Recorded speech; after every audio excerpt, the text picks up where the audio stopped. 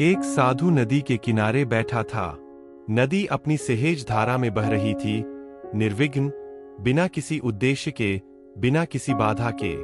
साधु ने नदी से पूछा, तुम कहाँ जा रही हो? नदी ने मुस्कुराकर कहा, मैं कहीं नहीं जा रही, मैं बस बह रही हूं। साधु ने फिर पूछा, पर तुम्हारा उद्देश्य क्या है? नदी ने हंसते हुए कहा, क्या हवा का कोई उद्देश्य होता है? क्या पेड़ इसलिए खड़े होते हैं कि कोई उनकी छाया ले? क्या चांद इसलिए चमकता है कि कोई उसकी रोशनी का उपयोग करे? मैं बस बहती हूं, क्योंकि यही मेरा स्वभाव है। साधु गहरे सोच में पड़ गया। उसने जीवन में हमेशा किसी न किसी उद्देश्य की तलाश की थी, लेकिन अब उसे लगने लगा कि यह तलाश ही शायद भ्रम थी। उसी समय वहां एक और व्यक्ति आया। उसके पैर में एक कांटा चुभ गया था और वह दर्द से कराह रहा था। उसने साधु से कहा, मुझे बहुत दर्द हो रहा है, कृपया इसे निकालने में मेरी मदद करें। साधु ने मुस्कुराकर एक और कांटा उठाया और कहा, इसे निकालो। वह व्यक्ति चौंक गया। मुझे पहले ही एक कांटे ने परेशान कर रखा है और आप दूसरा कांटा डालने को कह रहे हैं।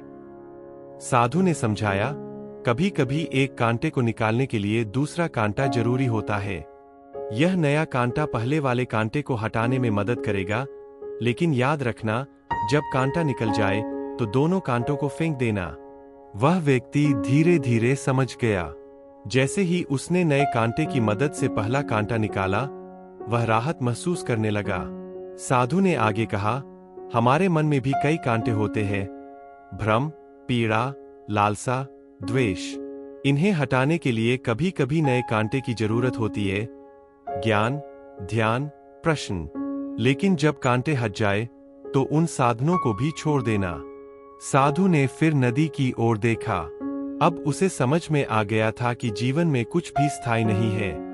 कांटे दर्द देते हैं, लेकिन वे साधन भी बन सकते हैं। नदी का प्रवाह बिना उद्देश्य के ही पूर्ण होता है। साधु मुस्कराया और सोचा, जब जीवन सहज हो जाए तो सहजता के विचार को भी छोड़ देना चाहिए। फिर तो जो होगा बस होगा। नदी बहती रही, साधु शांत हो गया और वह व्यक्ति अपने मुक्त कदमों से आगे बढ़ गया।